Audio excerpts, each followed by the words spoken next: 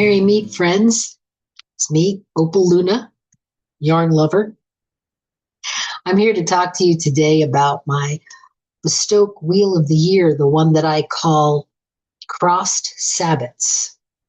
Okay, I got this idea when I was looking at the Wheel of the Year and picturing it like the color wheel. You know how the colors across from each other complement each other?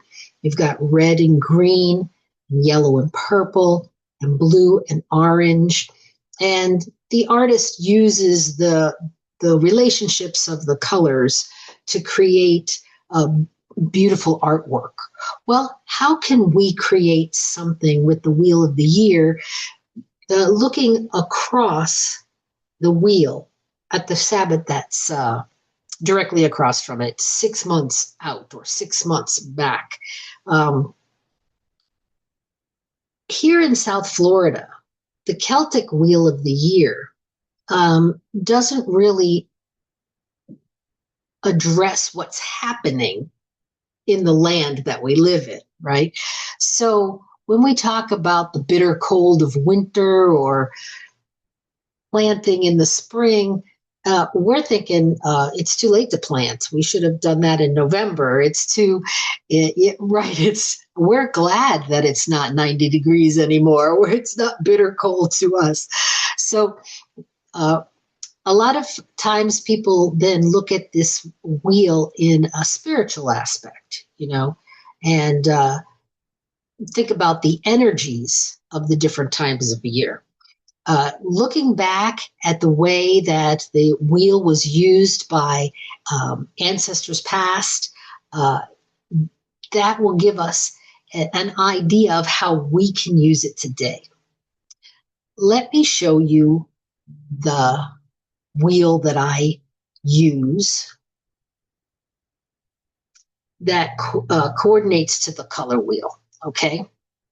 So we have the 8 Sabbaths, and they're kind of assigned a color.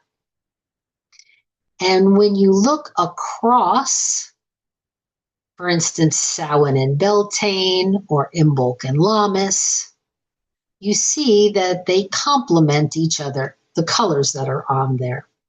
I've also assigned a code word to each of the Sabbaths to give an idea of not just what's going on agriculturally in, Northern Europe at that time of year, but also what could be going on in our spiritual life and how we could use it to constantly course correct when we're making decisions about going forward, looking back and going forward. The wheel spins around. The wheel really has no beginning or end because it's a wheel. So you could start anywhere, but traditionally, witches start at Samhain, which is October 31st up there. Samhain is the end of the growing cycle that marks the start of the next. And I've given that the code word root. Now, it may seem like everything is dying around us, but nature is working on its roots, and so should we. The third and final harvest is done, and the crops are put away. It's considered unlucky to gather any more. What remains should be returned to the earth for next year's crop. Possibly the biggest festival of the witches' year, Samhain is a time to remember those who have passed. The veil is thin, and we can reach out to our ancestors. So this is a perfect time of the year for reflection, going back and examining our roots. What has brought us here so far? And what direction are we going? We could be engaged in activities like bonfires, building ancestor altars, and maybe holding a silent supper for our beloved dead. Always thinking about where they came from, how it was that we came about. You know, we are a product of many, many generations of ancestors. We should get to know them, right? The symbols of the time are apples and pumpkins and jack-o'-lanterns and black cats. And the foods that we love at this time are apples and pumpkins and good hearty stews, bread, cakes, cider, and cranberry muffins.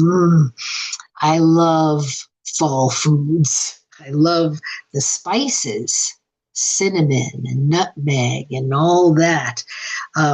It's warm, and that's not by accident. These warmer spices were originally meant to warm the belly and to lift the spirits at this time of year. The herbs that we can use at this time would be things like mugwort to dream and do ancestor work, and rue, which is a powerful banishing tool, and rosemary that wards and also remembers and purifies. So when you're doing your spell work for connecting to the ancestors and finding courage at this time to meet the dark half of the year, we can use these herbs, we can use incenses. Burn rosemary is great for purifying and protecting, and frankincense and myrrh at this time would be great for uplifting the spirits and making sacred connections.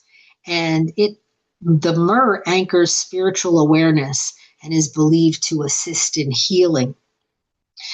You may want to carry a stone with you at this time, a piece of black obsidian or something else that's grounding and protecting, because when the veil is thin, we can have a tendency to get lost in our dream states, in our remembering, and those spirits, once remembered, they like the attention. So we want to make sure that we stay anchored in this world. Just have a nice visit and then send them on their way. I know when we have a silent supper, we put a jack-o'-lantern out in front of the house to welcome the spirits, and then we put a bowl of apples outside the back of the house to make sure that they move through and go. And it was great seeing you. See you next year. No need to stick around. Be safe. All right. As the wheel clicks past Samhain, we come to Yule in December 20th through the 23rd. It depends on the year. This is the rebirth of the sun, and it marks the longest night. It's a time for introspection and planning for the future. So I have assigned the code word rest to Yule, and that's what the world is doing at this time. Relax and reflect on the past year and share highlights with others and celebrate their achievements and encourage and support future efforts. You're going to want to have a fire, especially if it's chilly. The best fires in Florida are the Yule fires, because it might be 55 degrees. But it's a great time to just sit around the fire, sing songs, tell stories, have some cider or some hot chocolate, exchange gifts at this time, just to again, everything is to uplift the spirits. Imagine 500 years ago in Northern Europe, when on the longest night of the year, everything is dark and dead and cold, and you build that fire and get the whole village to come around it and talk about tomorrow, talk about the future. What an uplifting thing to do. I think I like the sense of Yule the best, the bayberries and pine and sage and yellow cedar, the cinnamon and the citrus. My granny used to talk about getting an orange every year at Christmas. What a treat. She was in Missouri. And to get an orange in the middle of the winter was an absolute luxury, right? The Yule log is a symbol of this time of year with the candles, usually a piece of the past year's Yule tree, right? And it's left to smolder for 12 nights in the fireplace with evergreen boughs surrounding it, right? How symbolic of the little bit of hope that's there in the smoldering log that will soon burst into the birth of the sun. The minute that the longest night of the year is over, the nights become shorter and shorter. Yes, the Oak King reigns, and he will make those nights shorter and shorter, days longer and longer, till Litha, which is across from Yule. See? So, foods at this time, cookies and cakes and cider and fruit and nuts and turkey and eggnog and ginger tea and eat. And the herbs of this time, you can use all those warm spices. The cinnamon could be used for spells of love and money, luck and success. And the bay laurel symbolizes protection, healing, wisdom, and strength. So use these things, an instance of pine or cedar, bayberry, or cinnamon for spells. Use them when you do your spells for renewal and abundance and personal growth, because right now you are in the resting stage. You are gathering up your strength, and you are going to have to make a plan how to best use that strength when it comes back to you.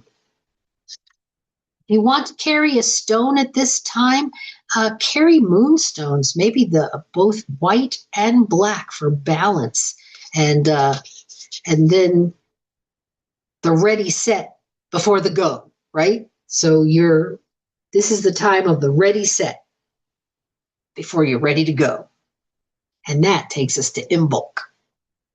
On February 2nd, when that groundhog sees his shadow or not, halfway between winter and spring, during the dark season, seeds from last year begin to stir beneath the surface. You can't see anything yet unless you look real close, and you might see some little signs, but hope appears in the subtle signs if we observe carefully. The traditional lambing season begins now, and herd animals have welcomed their first offspring of the year with life-giving milk. Imbolc, in the belly, the season of the milk. This is the time when animals are giving birth. This time marks the blessing of seeds and the consecration of agricultural tools, and decide what to add to your garden. So here I have given the code word seed to Imbolc, but really seed is potential. So you are looking at this time of year, see what you got in your arsenal, what you need to do to prepare for these seeds to have its best outcome. At this time of year, we make a Bridget's cross or a corn dolly. We decorate besoms and create jewelry and add sparkle to lift our spirits. In sympathetic magic, right? Like brings like. So if you want the world to bloom again, put flowers in your hair. If there's no flowers available yet, put jewels in your hair. Add some sparkle. And this way, the world knows what it is that you want to see. Symbols of this time are white flowers and candles. What a beautiful in bulk altar you can make with white flowers and candles and Bridget crosses and just maybe some brand new gardening implements like a little spade, little shovel, little rake, right? Get some new gloves for your gardening efforts. Put them out on the altar. Bless those things. You create sacred tools that then you would use in your garden, just like you would use tools at your altar. So this time of year, the traditional foods are all about seeds. Pumpkin seeds, you've got those left from Samhain. Sunflower seeds, poppy seeds, make a great cake, poppy seed cakes and muffins and scones and breads, and all the dairy products, because now with the birth of the goats and the cows, the mommies can be milked. Peppers and onions and garlic. These are the things that come out at this time. And the herbs we can use are like angelica for protection and banishing negativity and attracting positive energy. Basil attracts love and money. And the incense, you can use wisteria, violet, vanilla. Use these things in your spells for new beginnings, for making plans, right? For finding insight to make those plans that will come to fruition. Right? And a nice stone to carry at this time of year would be selenite for the cleansing and preparing qualities, or amethyst, because it calms, it opens up that third eye, it enhances your dreams. It's very healing and gets you ready to go. All right. Ostara. Next, we have Ostara. As spring reaches its midpoint, day and night are in perfect balance. Remember, we had the longest night, and then the days started getting longer, the nights shorter. Now, here at Ostara, they are the same. The night and the day is in perfect balance. So you've got a balance of light and dark, and warmer days ahead because we're heading towards the light. Okay, the light half of the year. I've given this Sabbath the code word bud. Okay, so during the spring equinox, new life emerges, inspiring us to become the best versions of ourselves. It's time to shape the ideal world we imagine and craft our destinies. We see the seed beginning to sprout. How wonderful is that? Okay, so activities are gardening, of course, decorating, hiding eggs and baking egg bread, watching the sunrise. You know, the egg is always been a symbol, like the cosmic egg, of that potential, just like a seed. An egg is just like a seed. It could become, it has the properties already in it to become something, and that's what we're celebrating now. We make fairy cakes and potions. Some people call it tea. But we decorate with spring flowers like jonquils and tulips. This is what we've got. And for me, being a priestess of Minerva, March 19th is Minerva's day. And so that's the day where I clean out my craft room really good and rededicate it to her as a temple. So I'm very busy at this time of year. The symbols are eggs and chicks and bunnies, anything that propagates quickly, new growth, wildflowers, bees, robins. Oh. And the foods we eat would be leafy green vegetables. We've got vegetables back again, dairy foods and nuts. Flower dishes. There's a lot of edible flowers. Have you ever like chamomile and lavender, of course, but roses, pansies, hibiscus, dandelions. They are edible. The herbs we can use would be like lemongrass, enhancing mental focus, intuition, and psychic awareness. And thyme is healing, calming, peaceful, protection, courage. Use these in your spells along with incense like rose, strawberry, the floral types of incenses, spells for growth and creativity and balance, right? We're balancing. We are ready to go. We are seeing our seeds sprouting. A good stone to carry in your pocket or bag at this time of year would be a rose quartz, because it encourages self-love and acceptance. And that's what you're going to need to really shine. And the snowflake obsidian is good because it's a balance of light and dark, and it encourages harmony. These are all good things that make it easier for us to then manifest what we have planted. So we move on to Beltane.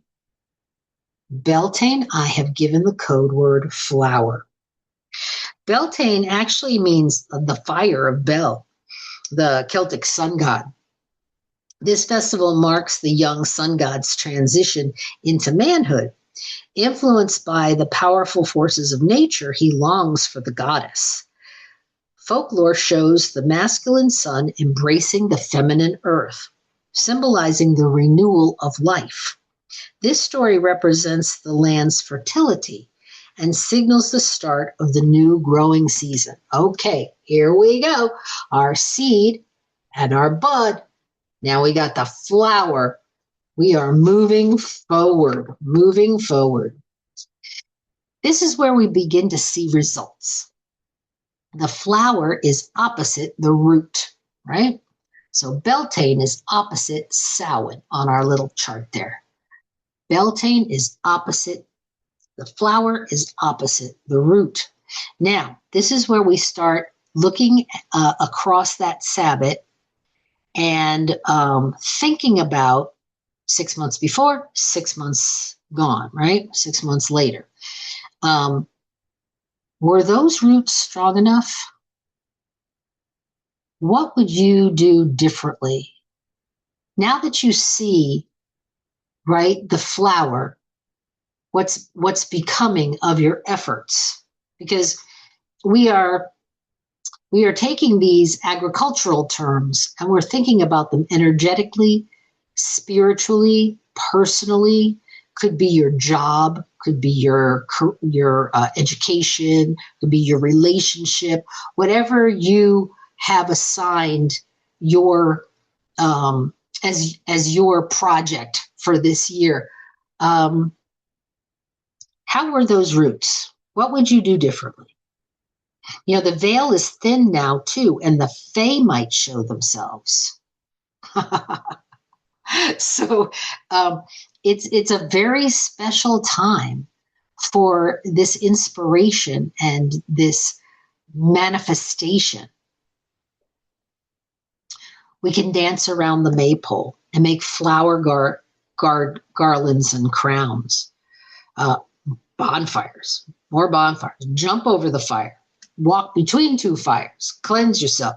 Historically, all community fires were extinguished during the festival, leaving only the bonfire dedicated to Bel to burn.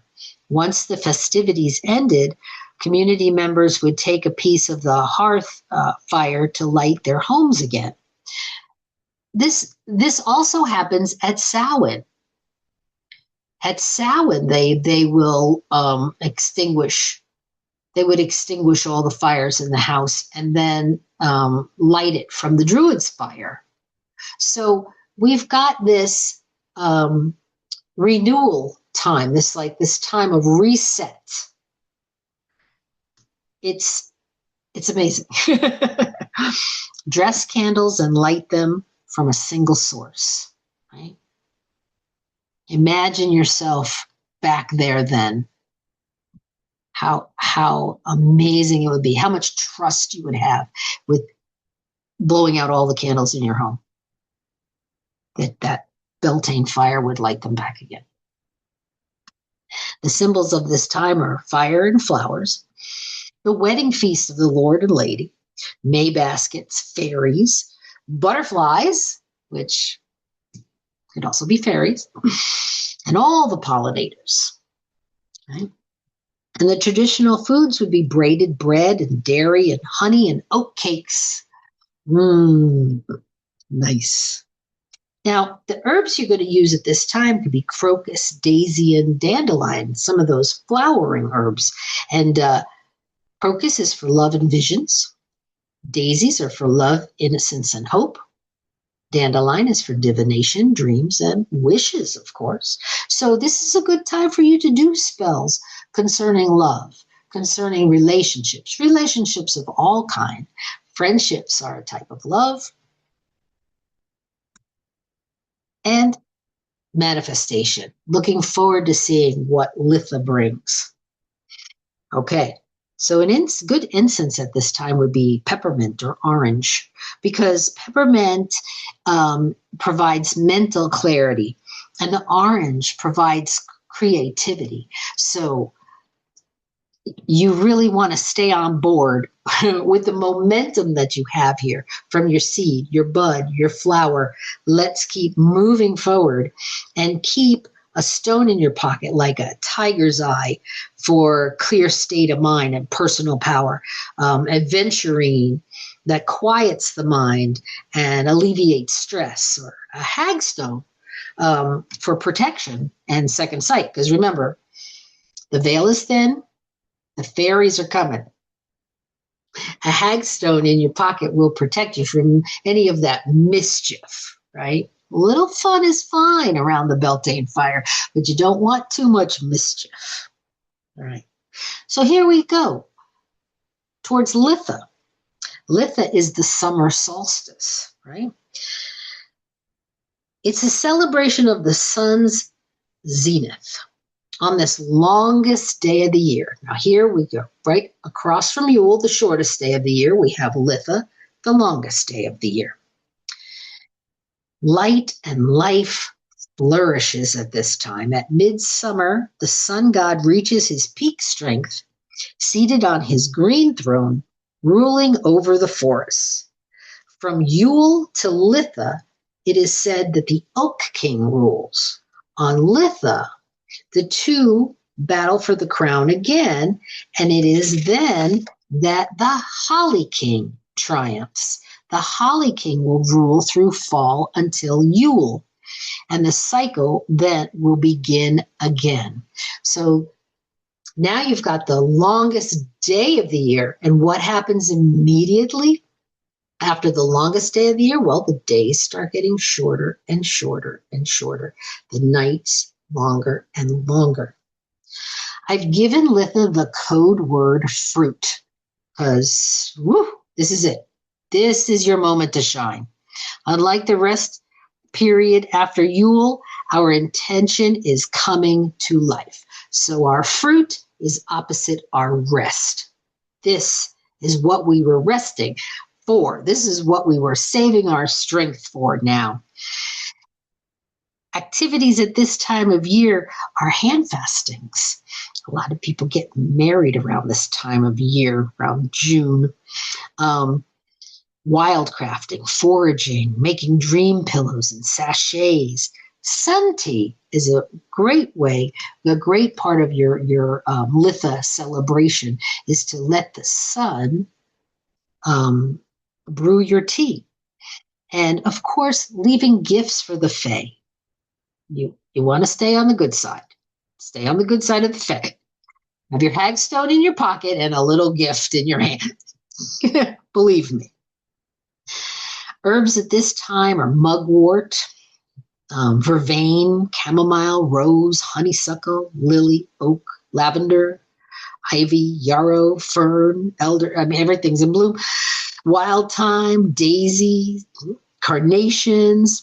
And the foods are garden fresh greens, fruits, and vegetables. The abundance is here.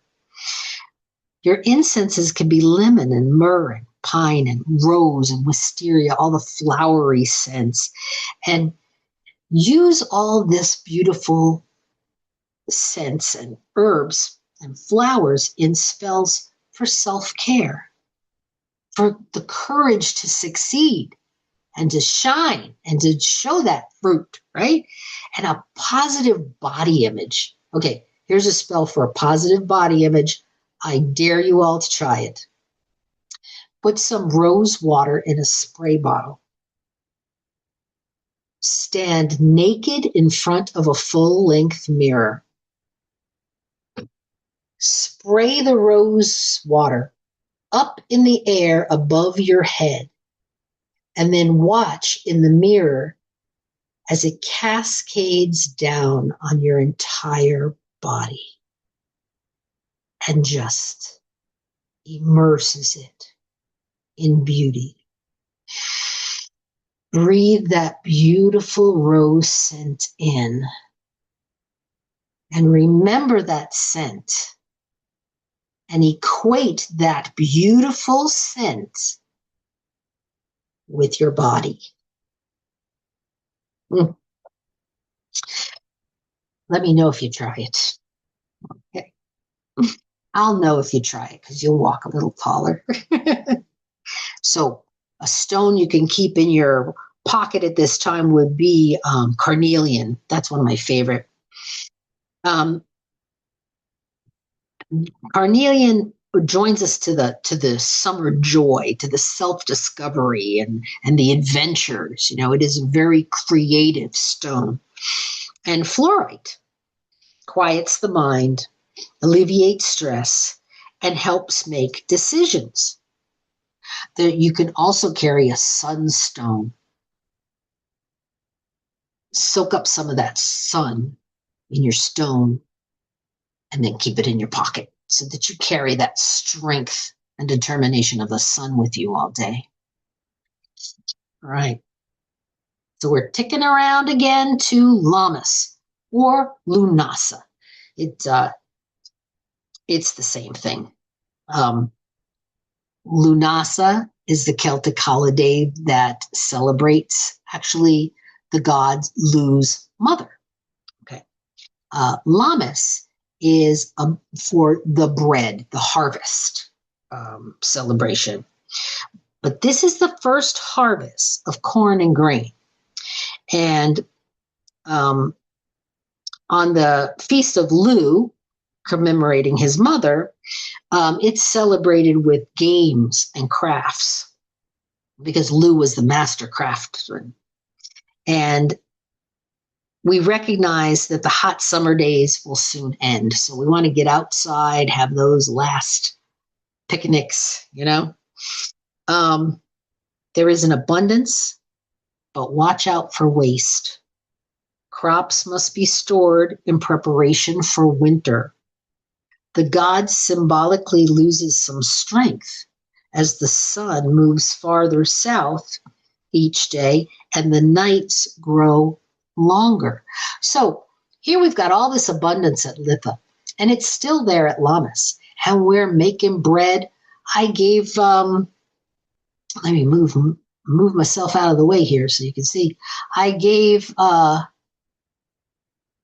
Lammas the code word bread. You know, here we are. We have manifest the meat and the bread, and we're so joyous and so thankful for our abundance. But wait, let's not squander our gifts, right? Because we have to look and see that we are heading towards the dark side of the year. And if we look across from Lammas to Imbolc, remember at Imbolc, we were just a seed. It was just a little seed. Whatever we're enjoying now, the bread we're enjoying now is just a little seed. We were in darkness. Remember that. It will come around again. So what are we going to do? We're going to preserve some of this abundance. Now, it may come in the form of canning vegetables and, freezing bread, but it could also come in the form of investing our energy into thinking about that seed and how we could actually have a better harvest now if we had taken better care of that seed. See, so you're always looking across and course correcting. So the code word bread, either literal or symbolic, this is the finished product, right?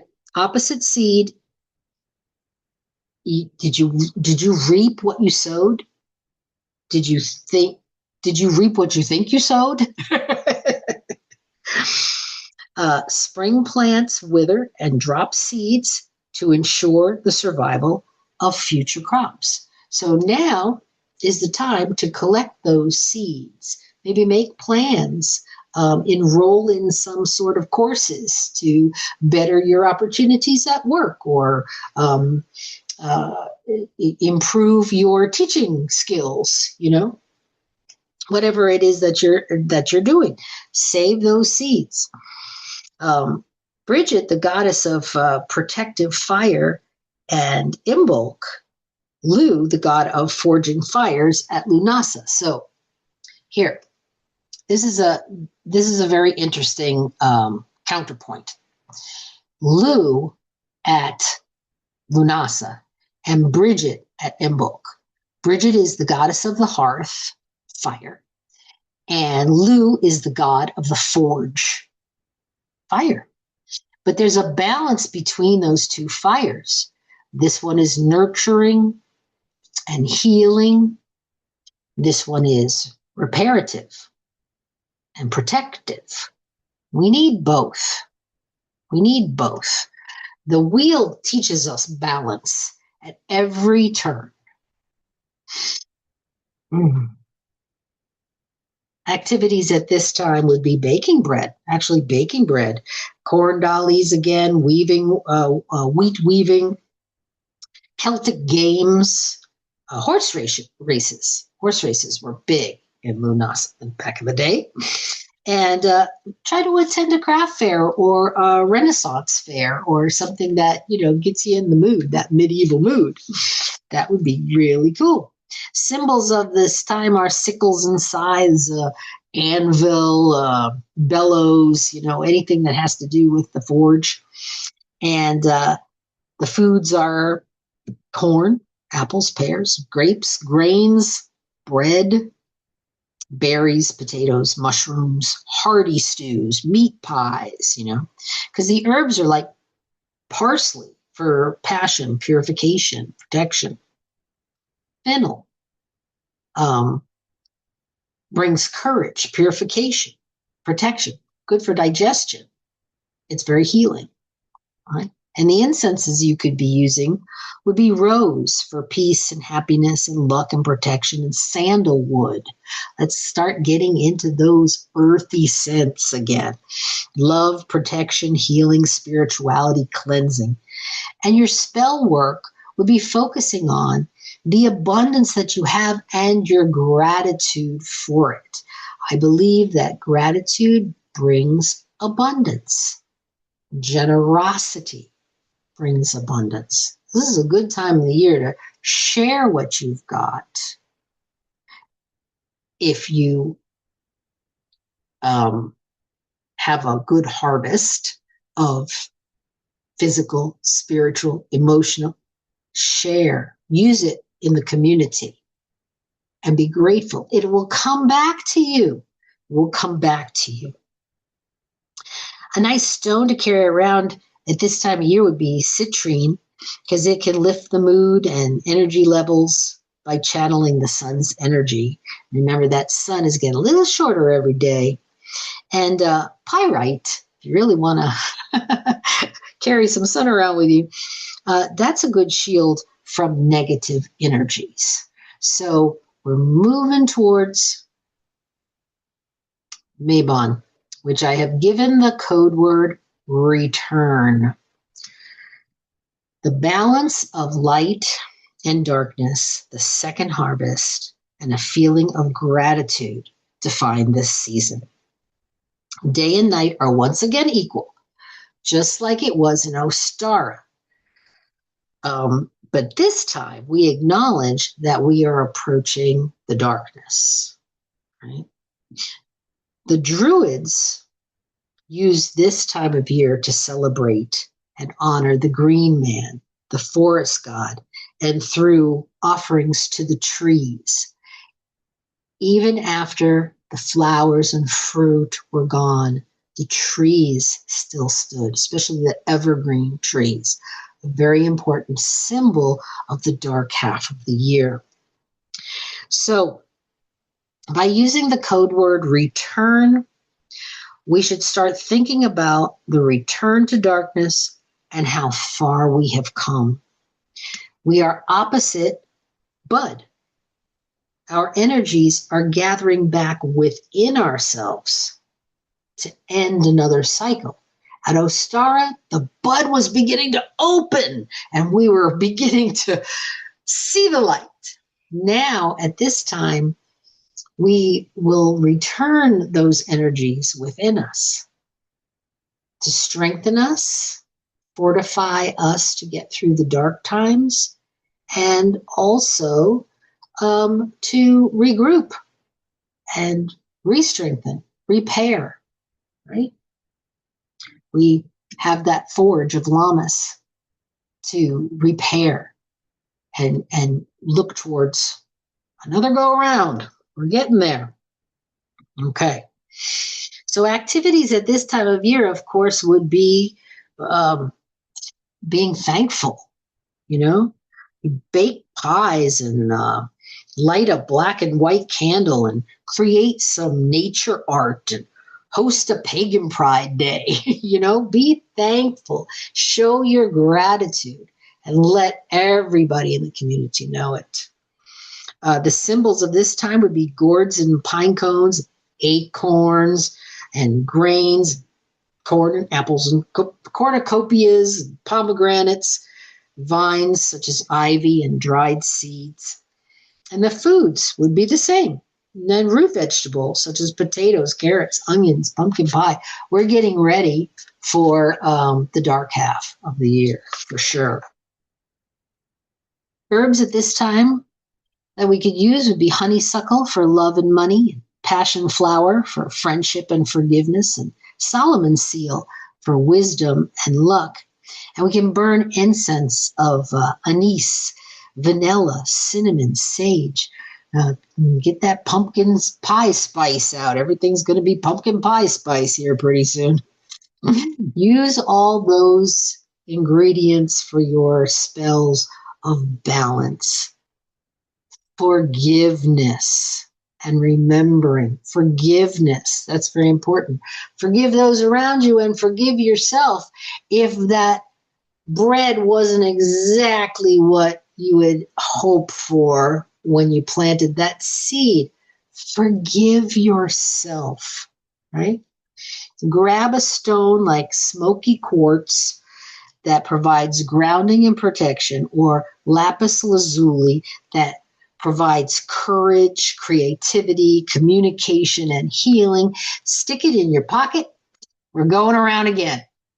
Ready, set, go. It never stops. The wheel ends and immediately starts again. And you have as many chances left to spin with this wheel as you have trips around the sun. So, how does it get any better than this? We make it better the next time around.